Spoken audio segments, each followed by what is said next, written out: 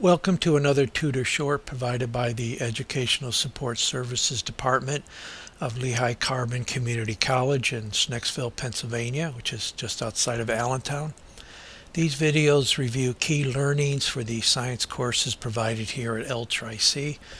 And please remember that the Educational Support Services Department does provide walk-in tutoring 5 days a week. This video is going to review problems in physics that deal with constant acceleration in one direction. You'll have this when you have objects moving in a straight line whose acceleration doesn't change over time. And since your displacement, velocity, and acceleration are collinear or parallel in that straight line, only the magnitudes of velocity and acceleration are necessary. Now you do have to worry about the sign, plus or minus, meaning if the velocity and acceleration are in the same direction, they're going to be additive. But if they're in opposite directions, they're going to work against each other. So you do have to worry about their signs, but you won't have to worry about any angles and any trigonometric functions. So when you have this constant acceleration in one direction, your kinematic equations for motion all reduce down to this set of equations. And most teachers will give you these equations for your test. You don't have to memorize them, but you do need to be familiar with them and be able to use them as you solve your problems. Now the textbooks do vary a little bit in how they represent the symbols, so let me just review those, some of this initially. First is with time. Most of the textbooks just deal with t. They don't really talk too much about an equation of t final minus your t initial. They just tell you, t in these equations where you see them in this equation. That's the elapsed time, how much time occurred for this particular problem. And not always will time start at 0. To be, I'll say, tricky, they may tell you that you start recording some information at, say, 3 minutes into some process, and that you finish recording, say, at 10 minutes. So that the t in your equation that you're going to use is the elapsed time between. So it would be, in this case, t would equal 7 minutes. So you need to be careful as they use this t function. That's really the elapsed time, how much time occurred in between for this particular problem. Somewhat in the same way they do with x. Here they generally do, though, show you an initial x and a final x. And they don't talk too often about the elapsed distance in relation to time, sort of this delta x or a change in x for this particular problem. But again, like I said, the textbooks vary a little bit, so you might see in your book the delta x, and some other books the xf minus x0, or a change in x. So be careful of that displacement function. Finally, the other thing that I want to represent here is I like to use for your final situations x sub f, v sub f, if you have a t sub f. Some of the textbooks for the final, they just use the term themselves, xv, and actually t, as I said before, normally when you see t, they're talking about elapsed time, so don't even use that at all. But just be careful in your textbooks, do they use x0 for your initial x, or do they use x sub I for initial? And is your final x, xf, or is it just x? So you just have to be careful of the nomenclature as you're working through your problems. So you have these set of equations that are going to apply now when you have constant acceleration in one direction. So let's work a problem out here to show how we can go about doing this. So I'm looking here at this setup I have over here. Essentially represented a problem here. You're given an initial distance, and here I took I didn't start at 10 meters, 0 meters. I said you have this block here and it's moving along, and you're going to start recording something going on when your x is 10 meters. At that point, your velocity of that block is now 30 meters per second. And the time at that point is actually 10 seconds as far in this process that this block is going through. So those are your initial conditions. And I'm telling you that your acceleration in this case is negative. You're decelerating at minus 5 meters per second squared. So here's the example I was using. You have to be careful. If you're decelerating, then your acceleration is going to be negative. And your velocity in this case is positive. It's to the right. So what the last thing I'm giving you is that I want to know some conditions at t at when time is at 12 seconds. So I'm looking for what's your velocity there and at what point on this line are you going to be at that time. And so to solve this problem, this is what I'm giving you, and you're looking for x and v final. And for solving it, well, the first thing I'm going to do is resolve, well, what's my t function here? I have an initial and a final. The difference between these two is your elapsed time, and that's 2 seconds. So I've done that. I've got my elapsed time. So now I know t. So I got a t equals this. And when I look at these equations, I kind of say, well, if I know t, I know my a, my acceleration. Well, here's one I can pretty quickly go right up and find my final velocity with this equation. So I bring it down here. I know my 30 meters per second is my initial velocity, and then at, my a is minus 5 meters per second. That's a squared. Sorry about that. And the elapsed time was 2 seconds. So I end up with my final velocity is 20 meters per second. So now I have this number, my 20 meters per second. And then I say, well, I still got to find my x value here. But now I have some more information. I now have a final velocity. So again, I look up here and try to pick out an equation where I can get my x sub f, my final distance, and I can look right here and say, well, that one will work. I do know my x0, I know my v0, I know what t is, and I know my a.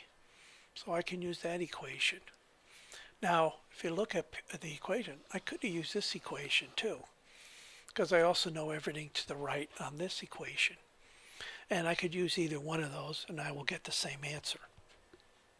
But in this case, I took this equation and I just plugged in my numbers. My initial x was 10 meters, my v0, my t, and my 1/2 a t squared. Again, sorry about that. And I end up with 65 meters, if I did my math right. And so my next answer here is 65 meters. So I've solved for what I needed to for this problem. So again, you'll represent your problem, find out what you know, and then look at these equations and figure out, working them one at a time, how you can get the rest of your answers. Now, there's also a very common type of constant acceleration problem that you'll deal with in your physics course.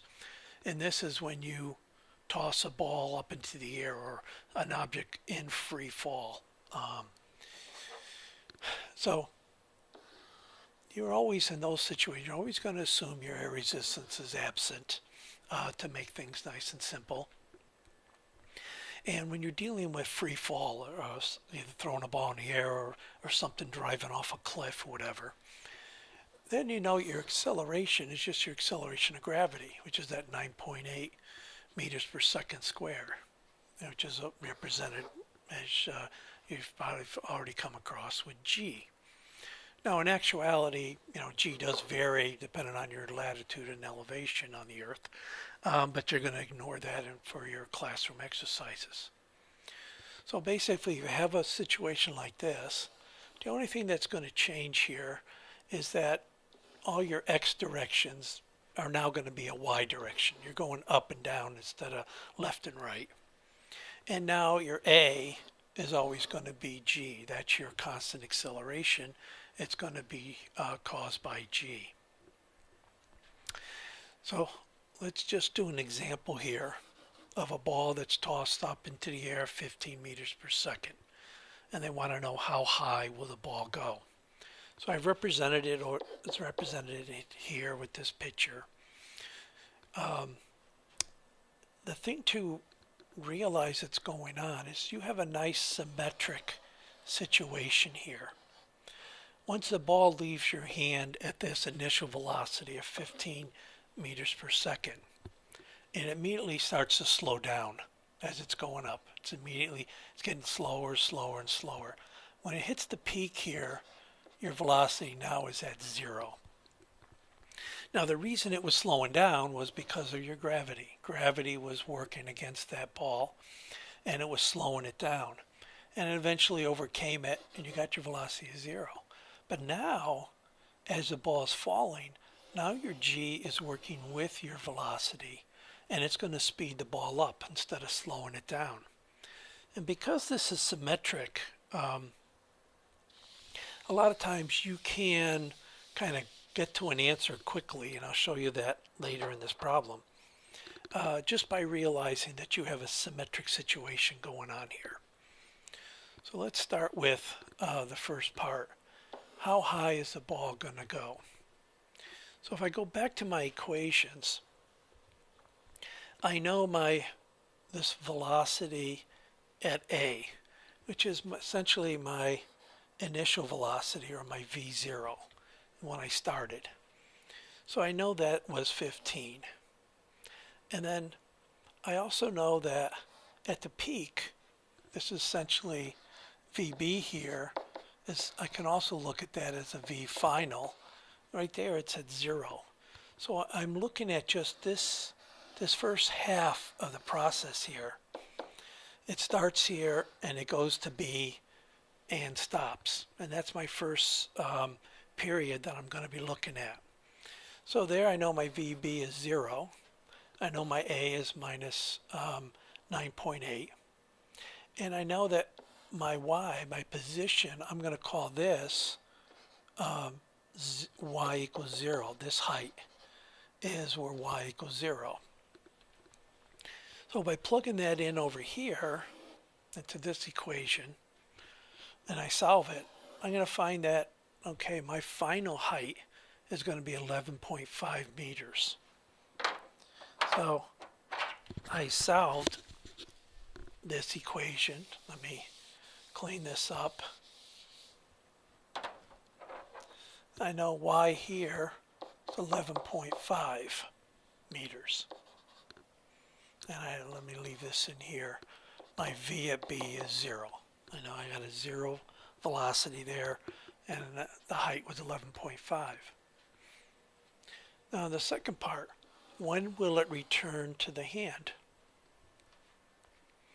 Well, when I look at my equations, I can look again. I can find this equation. Essentially, your V, remember B is going to be sort of final and VA is initial. But using this first half of the process, when I toss the ball and when it reaches the top here, I can calculate how long it takes to get to that peak. And by using this equation, again, my initial velocity is 15. At the peak, my velocity is 0. I know my A. I know I'm initially starting at t equals 0. And so when I solve this equation, I can find that it's going to take 1.5 seconds to get up here. 1.5 seconds. But because of the symmetry here, if it took 1.5 seconds to reach B, well, it's also going to take it 1.5 seconds to come back to my hand. The return trip is going to take just as long. And that's an important symmetry that you should be aware of in these types of problems. If you think about it, when this ball left at 15 meters per second, whatever. What was slowing it down was gravity. And once it hits the peak and stops, what's speeding it up is gravity. Since these are the same on both sides, what was slowing it down before is now speeding it up at the exact same kind of rate, only in the other direction. You're going to end up back in the hand here at the exact twice the time it took to get to the peak. And not going to jump ahead here. Also, when it hits your hand, that velocity is still going to be 15 meters per second when it hits the hand, because it's sped up just as much as it slowed down. Only, if you think about it, it's now going in the opposite direction. Instead of going up at 15 meters per second when it hits your hand, it's trying to go down at 15 meters per second. So this is a symmetric situation.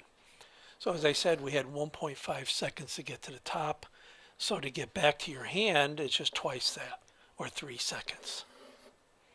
And then your final velocity is just going to be the initial velocity, but in the other direction. So when you see a problem like this, particularly when it's something going up and then coming back down again, you can make use of that symmetry to help you solve these problems quicker. And that's my review for constant acceleration in one direction. Hope that was helpful. Thank you.